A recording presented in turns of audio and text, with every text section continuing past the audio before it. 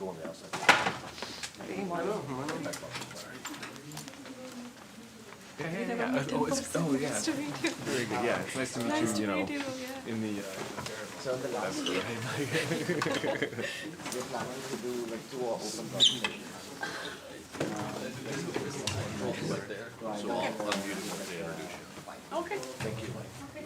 You all good? Yeah, very good.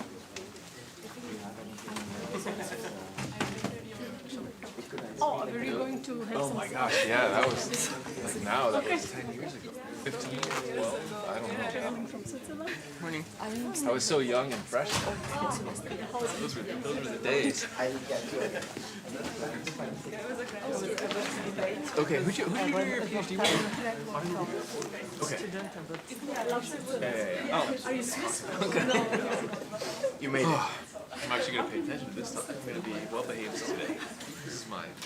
No, just what? You can't tell me you don't sometimes sit and talk and just stare at your laptop. Hello everyone. Thanks everyone for coming back for day 2. So today we have a talk by Ayfer. She is a professor at Stanford University. She works on information theory, privacy, like distributed estimation, and most recently she received an award, like BAS award for excellent undergraduate education. Yeah, we're very fortunate to have her today. Thank you. Thank you for this kind introduction and for the invitation to speak here.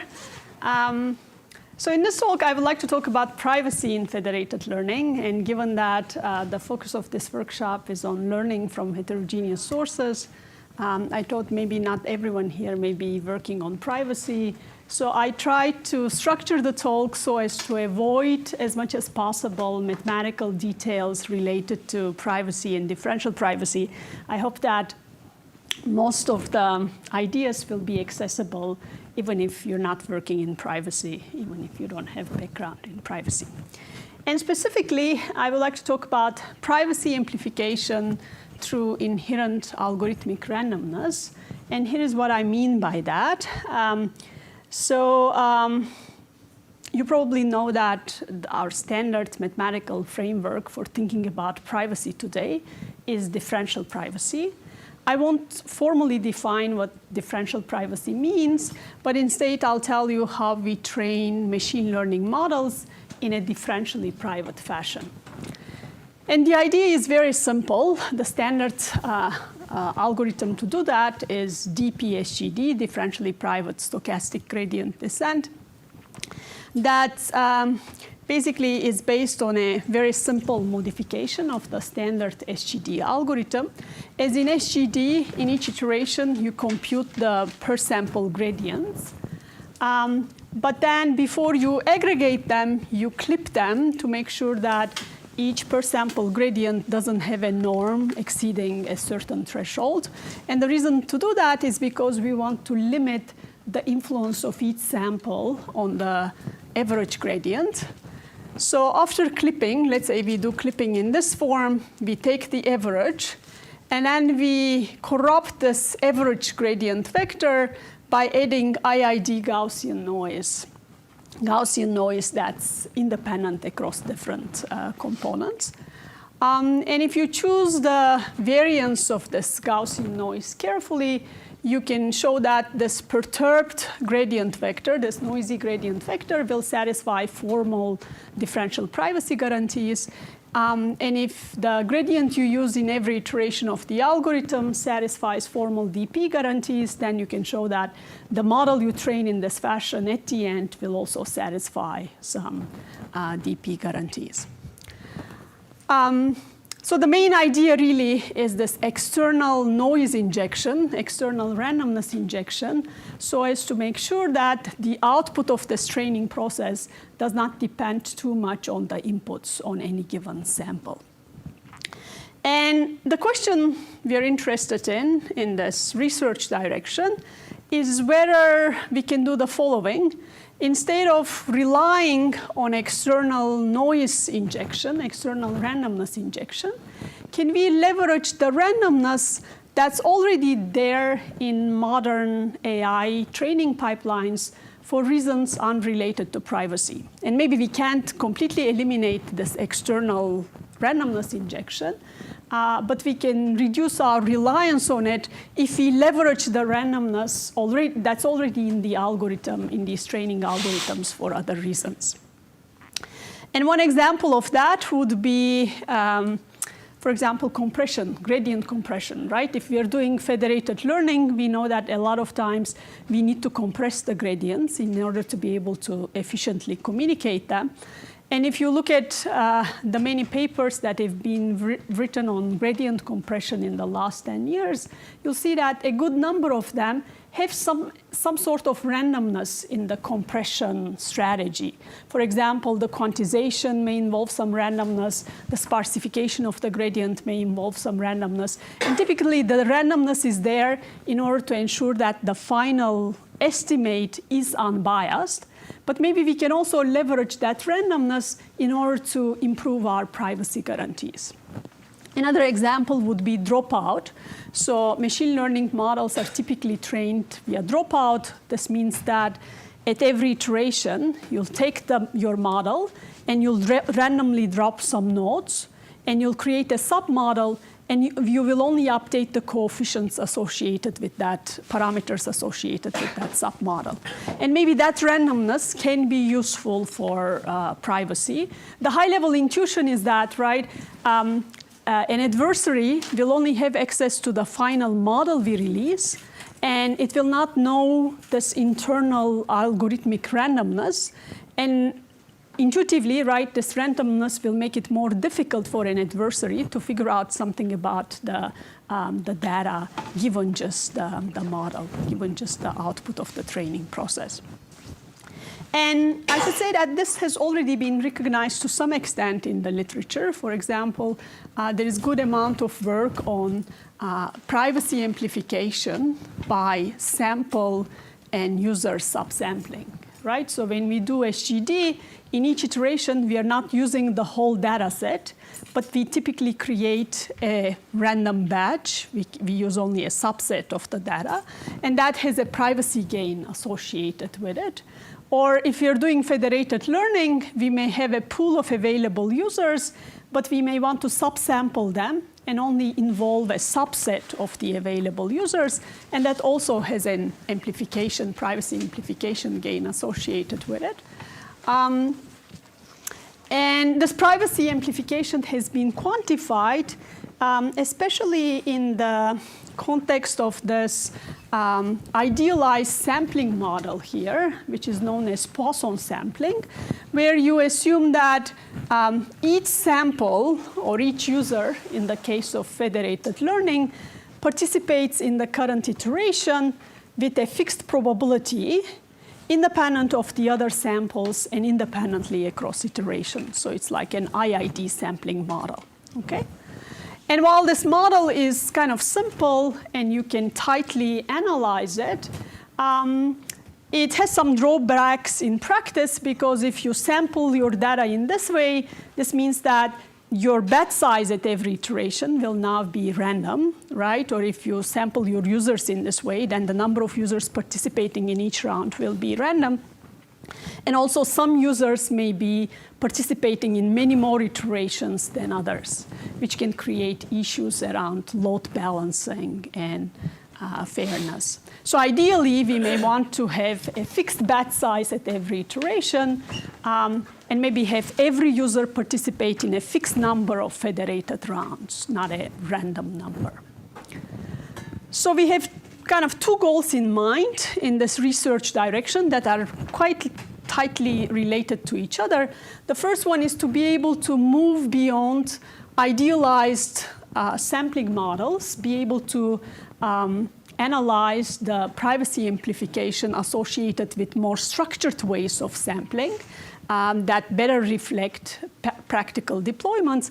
And the second one is to be able to quantify the privacy amplification of additional sources of randomness in our algorithm, like gradient compression. I'll talk about model partitioning, dropout, and so on.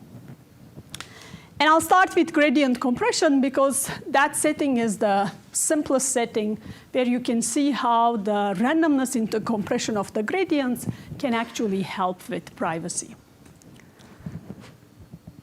Any questions so far? So we'll look at federated learning. And kind of the standards, the vanilla algorithm for that is simply that at the server we have a model, and at each iteration of the algorithm, each of the users compute an update. I'll just call them gradients. Based on their local data sets, these gradients are communicated to the server and then aggregated and used to update the model. Okay? So now, as it is, this federated learning algorithm doesn't have any privacy guarantees because these gradients here can leak a lot of information about the underlying user data. So if you want your federated learning algorithm to have formal privacy guarantees, then you'll need to modify it to something like DP-SGD. So now we will take these gradients, gradient vectors, and here I assume that they're already clipped to norm smaller than or equal to 1. So I just aggregate them. And then at the server, after aggregation, we get this Gaussian noise that's, again, IID across different components. And the key here is the following. So if you want this noisy gradient to satisfy epsilon delta differential privacy guarantee, and I won't define exactly what epsilon delta differential privacy mean, but these are two parameters you use to measure your privacy level that are kind of capturing slightly different things. But in general, if they are smaller, that means you have more privacy. You're stricter in terms of privacy. And you see that the amount of noise, so if you want this noisy model update or noisy gradient here to satisfy epsilon delta dp, then the amount of noise you need to add here, the variance of the noise is inversely proportional to epsilon. This means if epsilon is small, you want more privacy, you have to add more noise. And actually, there's also dependence on delta, which I think I ignored here, a log 1 over delta dependence. And the second thing to notice is that the variance of the noise decreases with n square, right? Intuitively, if there are more users here, it becomes easier to hide the contribution of one user in the mix. So you now need to add less noise in order to achieve the same epsilon delta dp guarantee. And again, if you do that in every iteration, then you can prove that the whole training process is differentially private. Therefore, the final model will be differentially private. But of course, if you do this, now you're not using the exact gradient vector or the exact average model update. And there is a certain error associated with your noisy gradient vector here. And you can show that the mean squared error associated with the addition of this Gaussian noise here will be of this order, which is simply the total norm of this Gaussian noise. And you see that that obviously scales linearly with D. If we have a larger model, then at each step of the training process, we need to inject more noise because we are injecting component-wise noise. And this is one of the reasons why training large models with DP is difficult. OK, so what we want to understand in this talk is what happens when we want to do private federated learning, let's say like this. But we also need to compress the gradients. And we want to understand how gradient compression interacts with privacy here. And in order to understand that, it may be useful to first look at just gradient compression by itself without thinking about privacy, and then we'll try to combine the two things. Any questions so far? So for compression, we will assume that we'll model communication constraints by assuming that each user in the setting, in this federated setting, has to use b bits in expectation in order to communicate its gradient vector, which is of dimension d. So d was the dimension of these vectors in the previous slide, sorry. And, oops. And now, if the number of bits we have per gradient vector is of the order of the dimension of these vectors is of the order of t, that means that we have at least one bit to communicate each component of this gradient vector. And you can show that in this case, the mean squared error associated with your gradient estimate will be of order 1 over n. But over time, we are in the situation where the number of bits we have per gradient, per user, is actually smaller than the dimension of these vectors that we have. So in this case, that means that you don't have enough bit budget to communicate information about every component of this gradient vector at the user. And in this case, one strategy that turns out to be order optimal in terms of the mean squared error, one compression strategy that turns out to be optimal in terms of the order-wise optimal in terms of the mean squared error, is to simply take this gradient vector and then randomly subsample the components. You can do something like Poisson subsampling with rate b over d. So you flip a coin for each component and you communicate, let's say, 1 bit of information about that component or not, depending on the outcome. And in that case, you'll be communicating on average information about b components here. And let's say you do that independently at every user.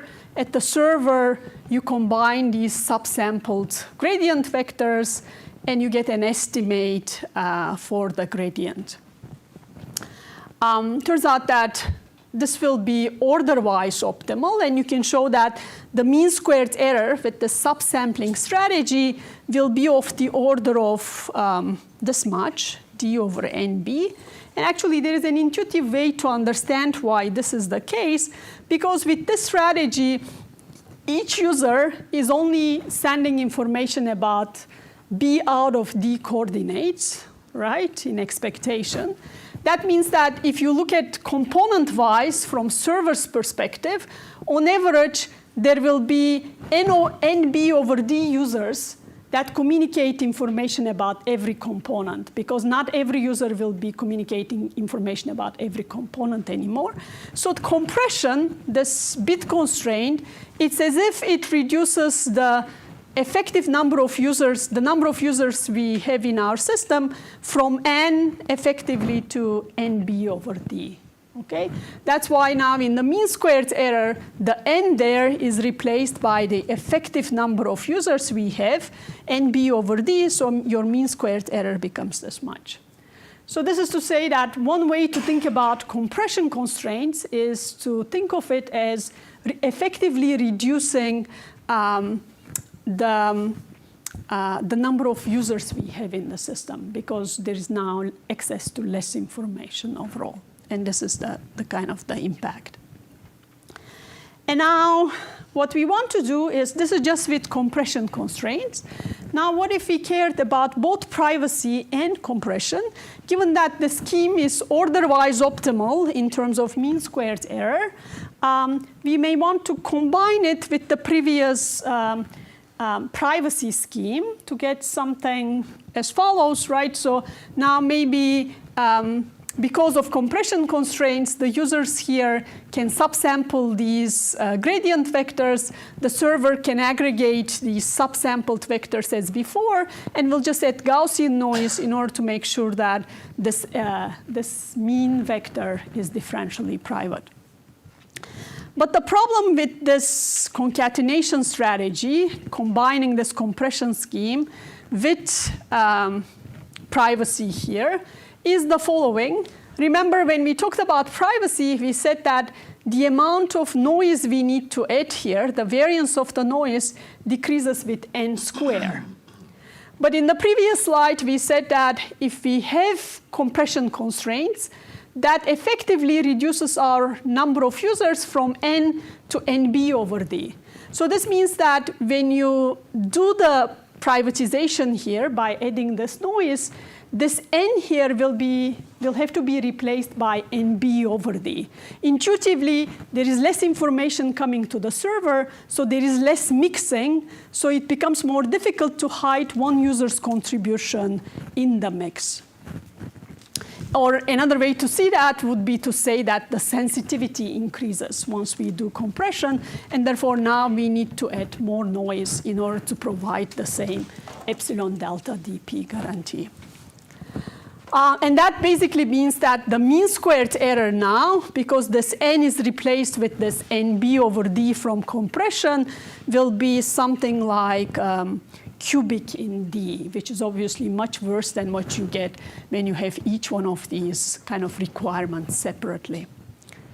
And the key, yeah? This is kind of counterintuitive. I feel like if you add noise during compression, and if you care about the entire vector, and let's say not each coordinate of the feature, then somehow you're seeing less of the entire vector, so you should have to add less noise. But somehow this effective number of user calculation comes from how many average users I see based on the coordinates I see information about. So is there some difference between like what I want to protect versus like the user level versus like data level, or like each coordinate level versus entire vector? Is there? Well, kind of you are right. I think maybe what you're saying is another way of saying what I'm going to say. But maybe I don't agree with the following part. So when you subsample these vectors, it's true that there is less information coming. But when we are trying to prove a DP guarantee, we are taking the worst case under basically for these underlying vectors. So basically, in the worst case, the power, the energy in this vector can be in those places where you actually communicate, in the coordinates that you communicate to the server. So you're, in that sense, that doesn't decrease your sensitivity, if I understood what you said correctly. But at the same time, you're also right that this is not the end of the story, and that's essentially the point of my talk, because there is one thing we ignored in this discussion, and that's the fact that when we did compression here, we did something very similar to Poisson subsampling, right? But not Poisson subsampling of data or user, but these coordinates. So there was this randomness in the compression algorithm, and actually you can show that that randomness can be leveraged for privacy amplification. That gives you more privacy, which means you have to add less noise, less external noise. At the end, this exactly compensates basically for the less amount of information that you communicate due to compression, and turns out that the fact that you do compression doesn't matter at all. Okay, so maybe that's just what you're saying is just another way of thinking about that, but that's the way I think about it. Okay, so the kind of the conclusion is the following. Sorry, I keep going in the wrong direction. The scheme will say exactly the same. So we'll combine that random compression scheme, we'll do the aggregation, and we'll corrupt the aggregate by adding Gaussian noise. But if we do the analysis more carefully by taking into account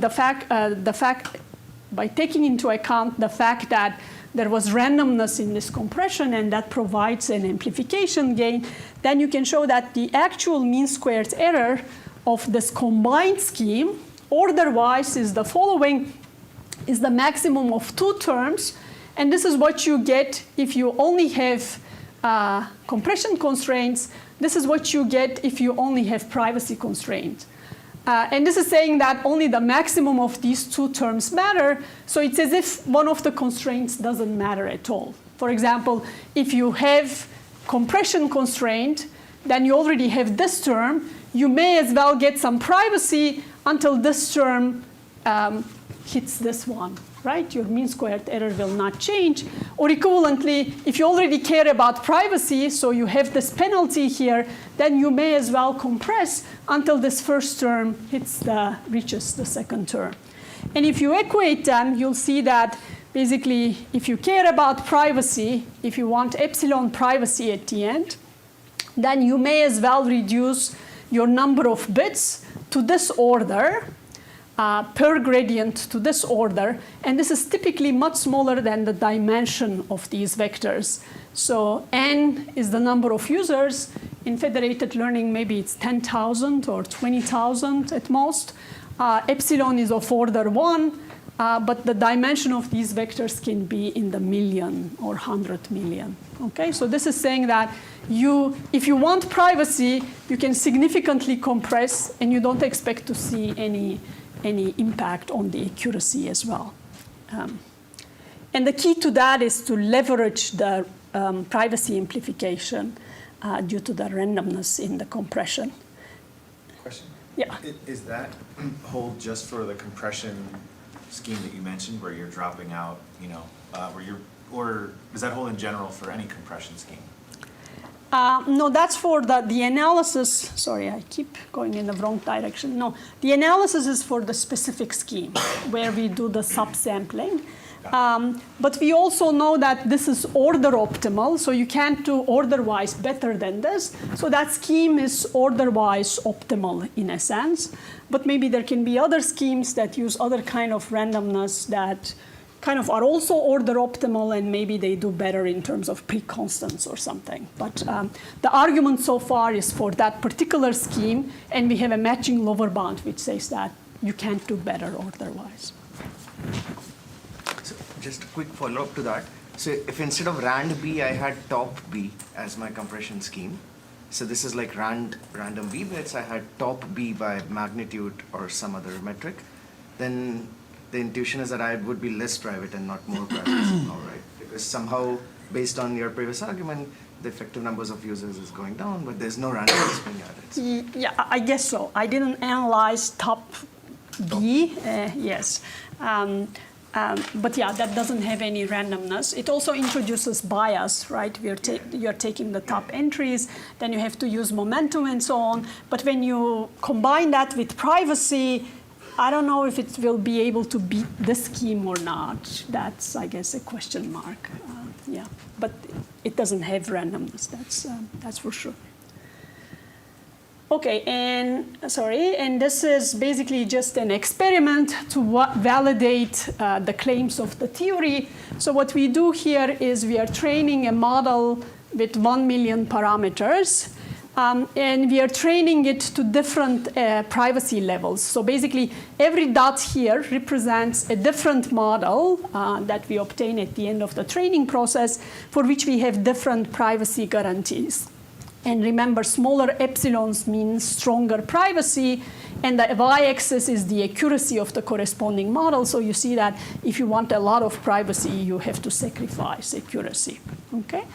But the point I would like to make here is the following. So if you see this blue line, dashed blue line here, the dashed blue line corresponds to no gradient compression at all. You just take the gradients as they are, and you combine them, and you train in that fashion. And the green one is basically when you subsample the gradients by a factor of 1600. And you see that there is no difference, essentially, between the green one and the blue one in terms of accuracy. So this is just to validate the claim in the theory that if you want private training, if you want privacy, you can decrease your communication cost by a significant amount without seeing any impact on accuracy at all. And when you do the compression, obviously, and you do the accounting for privacy, you will take that privacy amplification gain into account.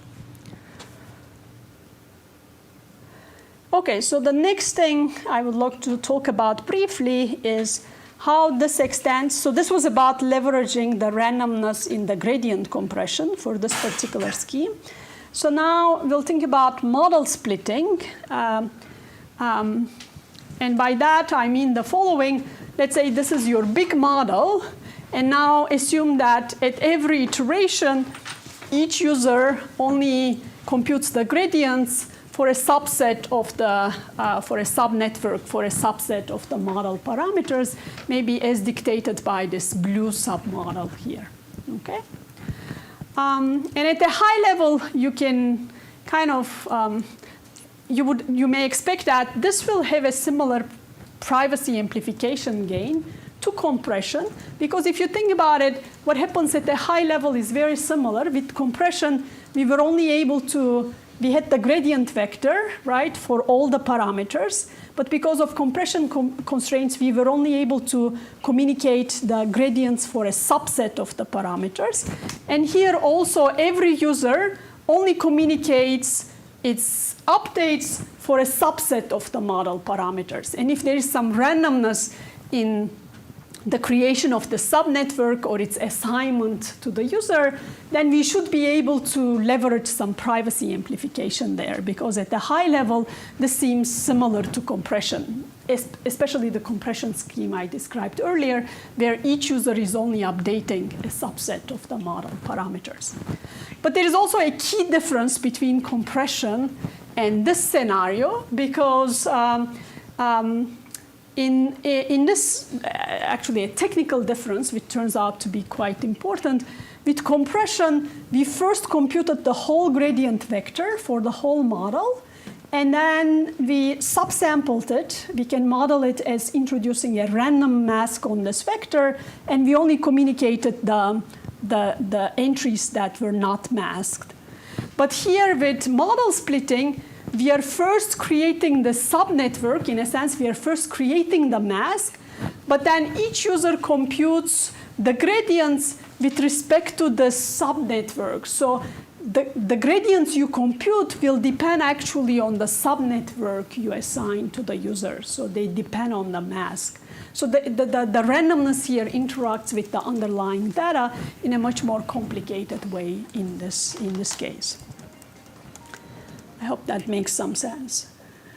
And turns out that if you want to kind of study the privacy amplification associated with model splitting, now you have to do a bit more math. And our main technical result is this one. I won't go into details, but it's basically a result about the Rényi divergence between a certain mixture of Gaussians and a pure Gaussian with center at 0.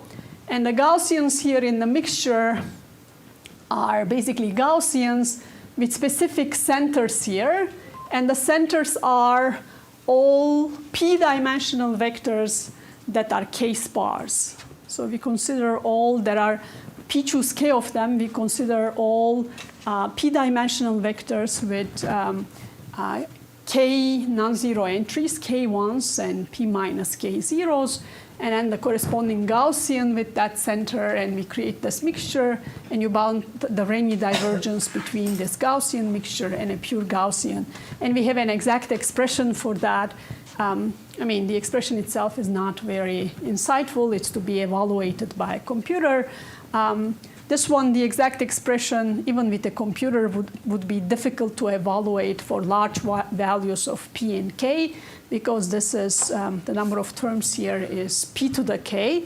But we also have this upper bound, which is simpler and much easier to compute, which turns out to be not so loose, quite close to the original expression. Okay, I'll tell you how we leverage this technical result in order to quantify the privacy amplification of model splitting.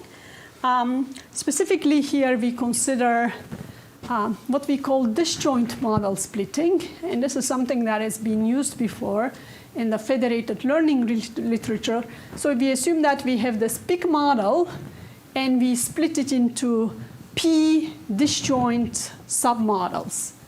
For example, this picture illustrates the case where you take your big model and you split it into two disjoint submodels, the one that's dictated by the blue nodes and the one that's dictated by the gray nodes. And the first and the last layer belong to both models. So now, if you do that, and in each iteration of the federated learning algorithm, and the same thing applies in the centralized case, if you kind of assign one of these p disjoint submodels uniformly at random at every user, the privacy gain associated with that random assignment can be characterized by the technical result I showed you in the previous slide by taking P is now the number of disjoint submodels, and K in this case will be equal to 1, okay? Because kind of each user here, we are dividing the network into P disjoint pieces, and every user impacts 1 out of P pieces. So it turns out that you have to study that divergence between mixture of Gaussians for dimension P, and K is equal to 1. Okay, maybe I'll just show you some kind of numerical results. So here, for example, we are looking at the following. We are looking at the case where we are assuming that we are splitting our model to 2 submodels, 4 submodels, 6 submodels, and 8 submodels corresponding to these different curves. And at each iteration, we input a certain amount of noise, and we look at what would happen if we just ignored the privacy gain due to this model splitting, and we just did standard DP-SGD accounting. Then, for example, at this noise level, you see that you would get a final epsilon guarantee, which is like 13 or something.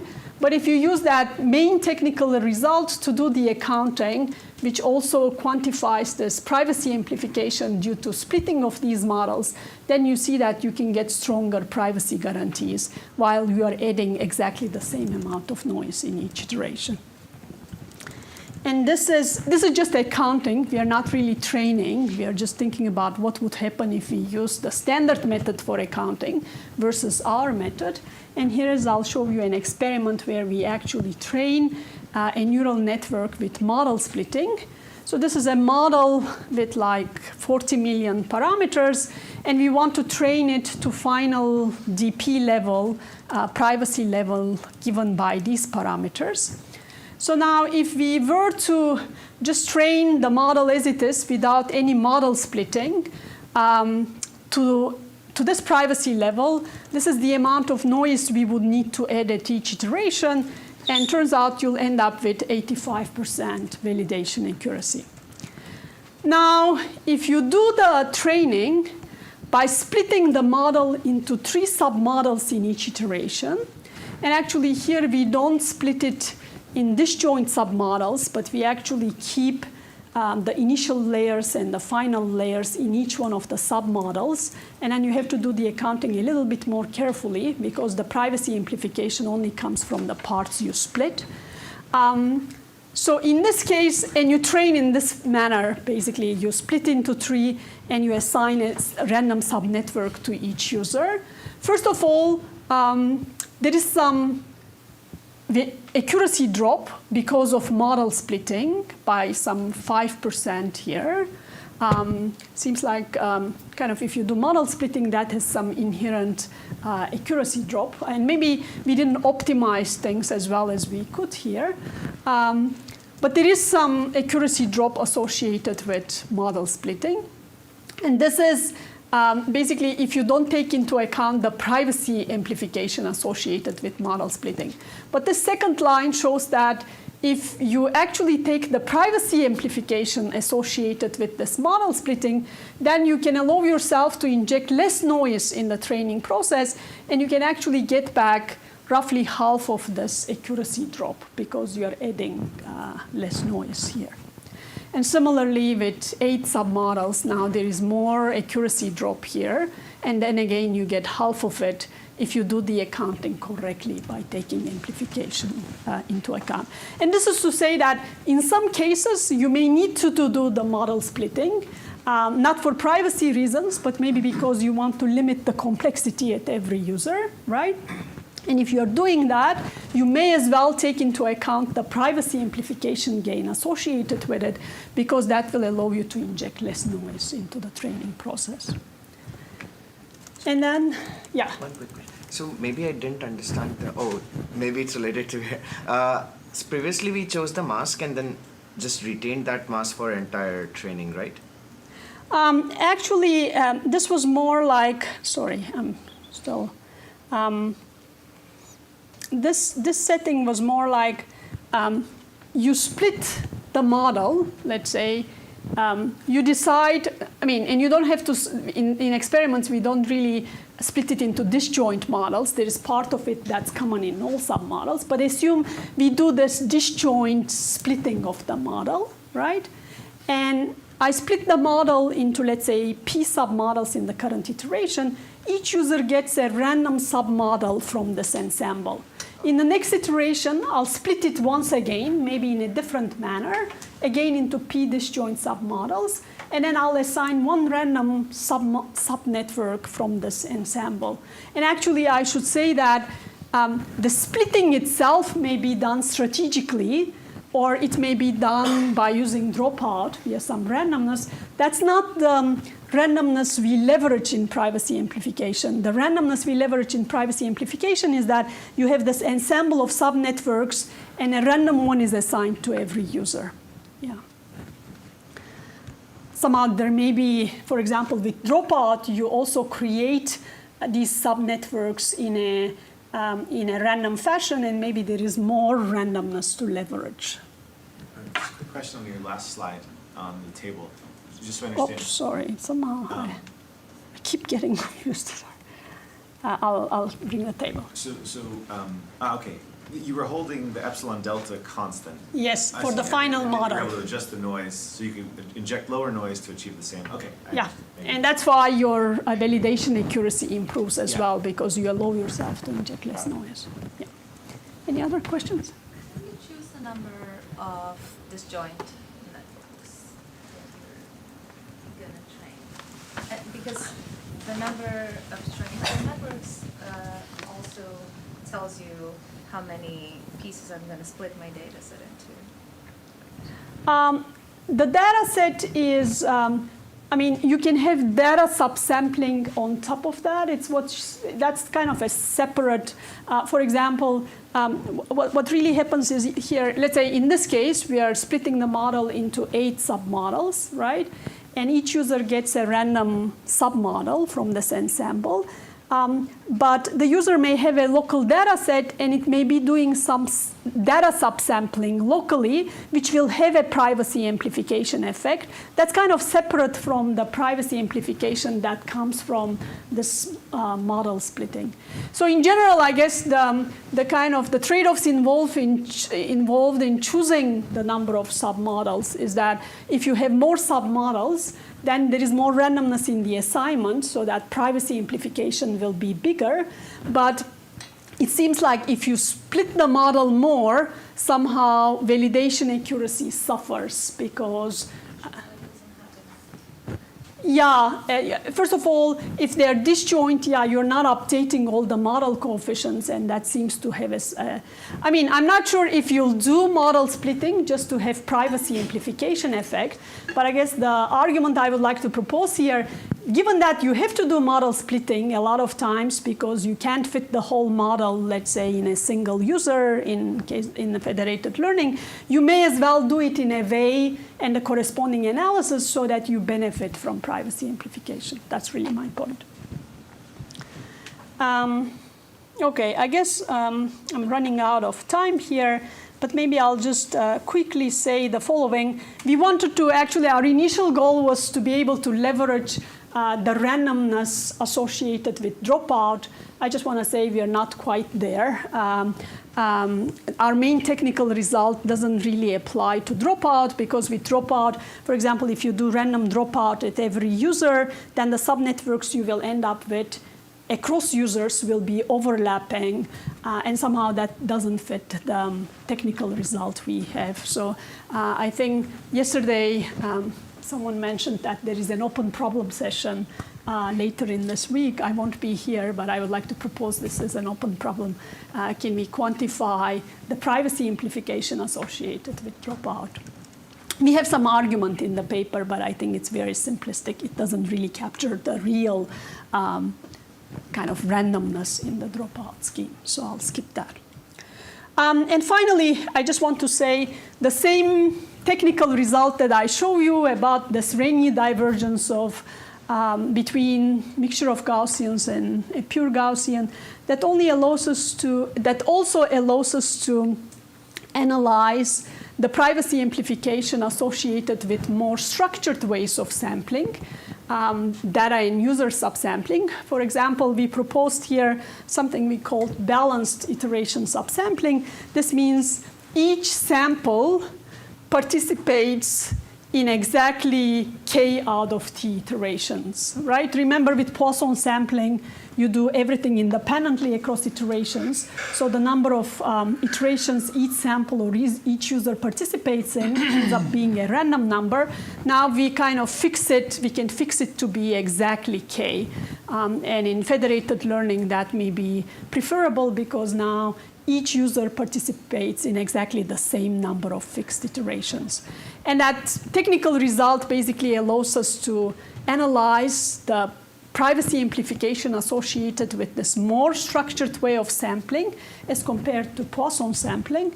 And I guess if you look at kind of the numbers, and I should say that there was a concurrent work with ours by Feldman and Schenfeld. They proposed a similar kind of structured subsampling scheme, and their technical result is also very similar to ours.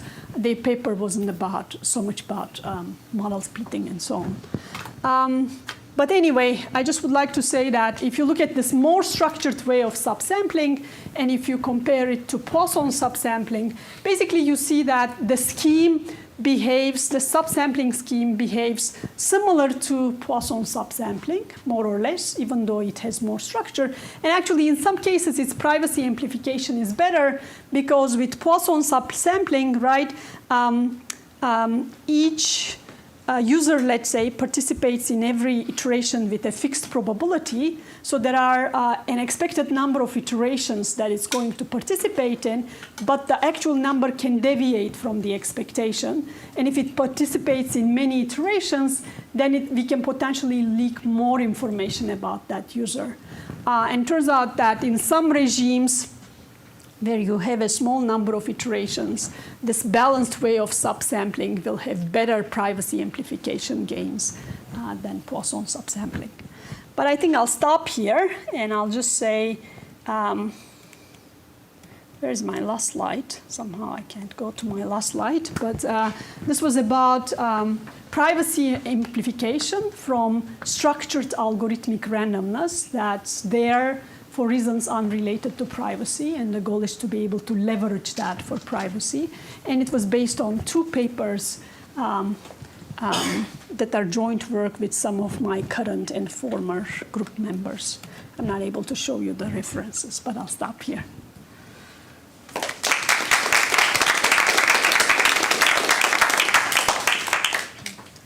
I think we have time for one question. Okay. So on the first part for the compression, do you need to have a large number of clients? Because I saw that the experiment was with 1,000 clients. Does it impact, like for the constant and so on? Is it important? And the other question is, so when I was thinking about privacy amplification by compression, I was thinking about this work about randomized compression, like a binomial, the Poisson binomial mechanism, basically randomize on which point you arrive, I would say. That's in the context of secure aggregation? Or? No, it was also proposed as a way to amplify privacy due to compression. So I have the impression that it's kind of orthogonal and that it can be combined quite easily. So I don't know if you Yeah, I guess, I mean, it's possible. First of all, I just talked about this simple subsampling scheme that turns out to be order optimal.